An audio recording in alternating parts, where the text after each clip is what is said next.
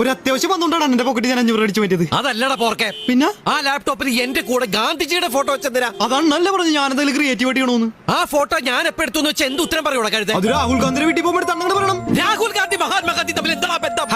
മഹാത്മാഗാന്ധിയുടെ മോനല്ലേ രാഹുൽ ഗാന്ധി? സോറി, ഞാൻ അളിയെന്നാ ഉദ്ദേശിച്ചത്. അളിയൻ. അത് മാത്രമല്ല, ഏതൊരു താടി പിശാച് വർമ്മേ കുർമ്മേ എന്താ ഡിസൈൻ ആരുടെ ബുക്കിലുണ്ടായിരുന്നാണ്. വിട്ടുകളിയാണ് നിന്നെ. എന്റെ പോക്കറ്റിൽ നിന്ന് നീ കാശ് സോറി അണ്ണാ. നിന്റെ മറ്റു വർക്കുകളൊക്കെ ഗംഭീരായിരുന്നു.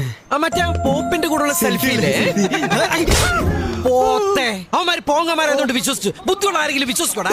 ഇനി ഞാൻ അണ്ണനെ ഒരു ഹെൽപ്പ് ചെയ്യൂല. ഇത് നീ ചോദിച്ചു വാങ്ങിച്ചതാണ്, ഇനി ചോദിക്കരുത്. എനിക്ക് വയ്യ അമ്മേ.